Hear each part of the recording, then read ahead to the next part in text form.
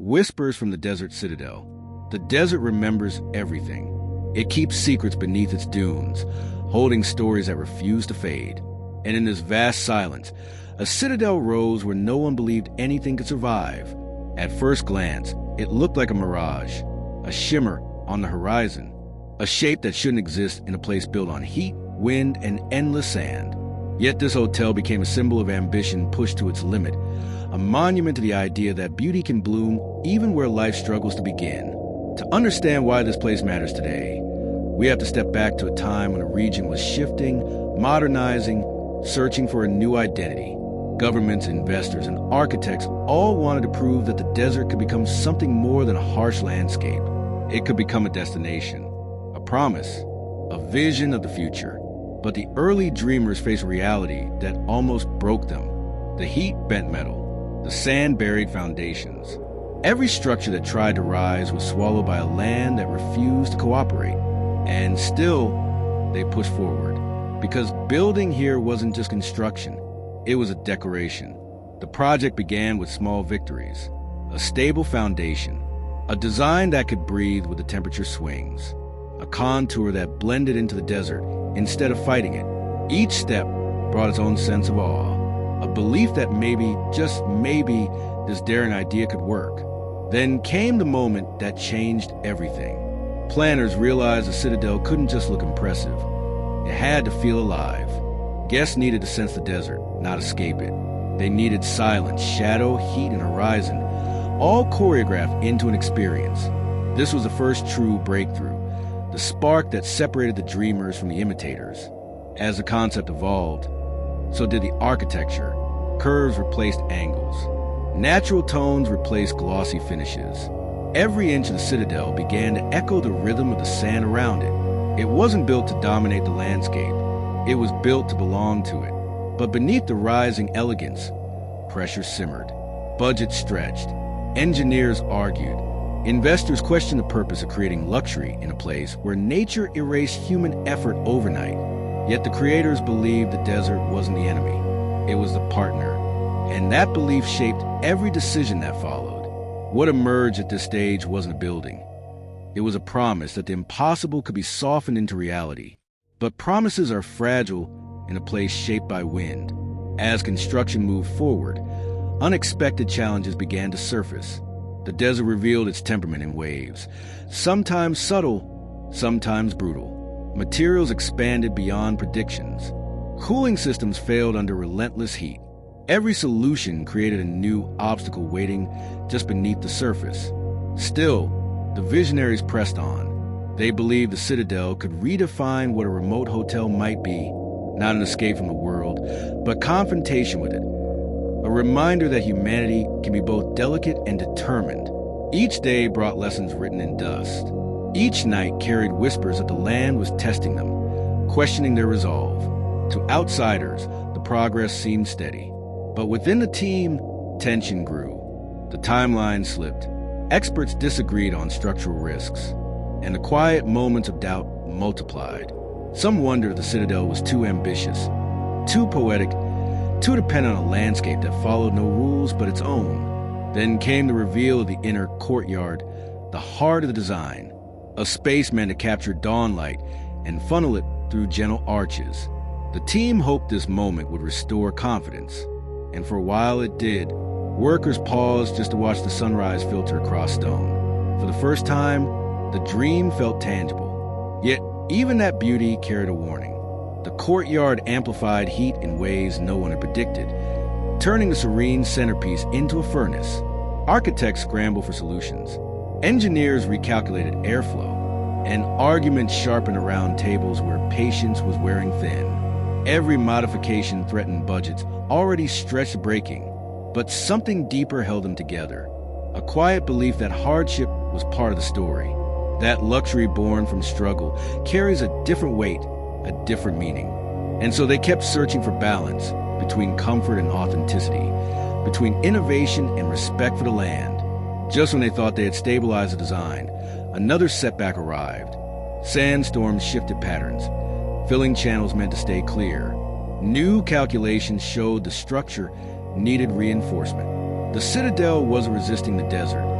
It was learning to bend with it. Each revelation pushed the team toward a truth they had been avoiding. They were building more than a hotel. They were crafting a relationship with an environment that demanded humility. And the conflict now forming wasn't just about architecture. It was about identity, theirs, and the desert's.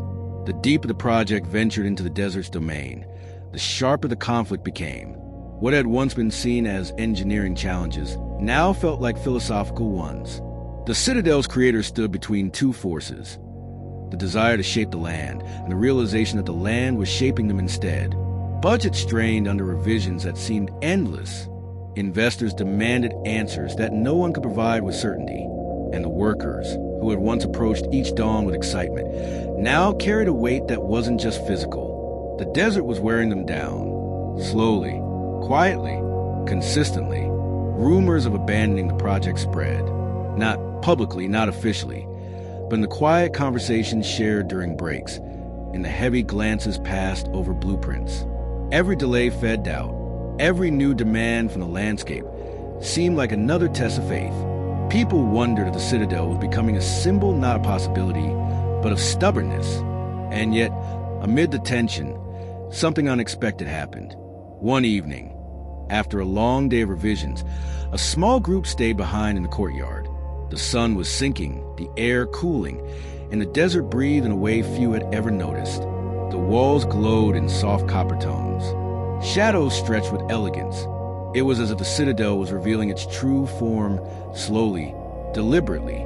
That moment became a turning point, not because it solved any technical problem, but because it reminded the team why they started. The desert wasn't an adversary. It was a teacher. It demanded patience, rewarded restraint, and punished arrogance. If they listened, really listened, it might guide them instead of resisting them. With renewed perspective, they adjusted their approach. Instead of forcing the Citadel to stand firm against shifting sands, they reimagined the structure to flow with them. Angles softened, pathways curved, materials changed to echo the tones of the dunes. It was no longer about conquering the environment.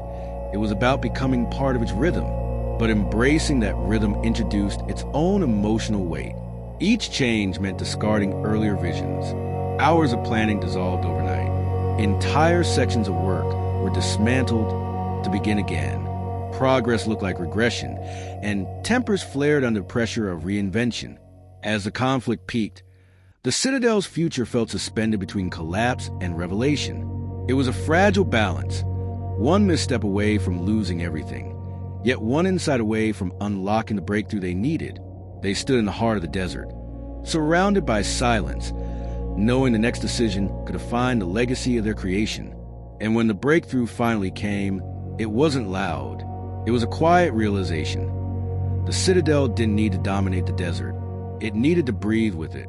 That simple truth changed the entire trajectory of the project, pushing it toward a climax no one had expected, a moment when impossible would finally reveal its shape. The breakthrough arrived like dawn after a sleepless night. Once the team embraced the desert's rhythm, decisions that once felt impossible suddenly aligned with clarity. Designs that had resisted refinement now unfolded with purpose. The Citadel began to rise not as a fortress against nature, but as an extension of it, a sanctuary shaped by wind, light, and time itself. With each new structure, harmony replaced struggle. The courtyard softened into a refuge of shifting shade. Pathways curved like dunes frozen in motion. Rooms were positioned to frame the horizon rather than hide from it. The desert, once feared for its indifference, became an ally that elevated every detail. But the true climax came on the night they tested the lighting for the first time. As evening settled, the Citadel glowed with muted radiance, its walls catching the last traces of sunlight, while lanterns illuminated the arches. It wasn't bright. It wasn't loud. It was a whisper, the same whisper the desert had held for centuries. The team stood in silence, realizing they had not conquered a hostile landscape. They had learned to speak its language.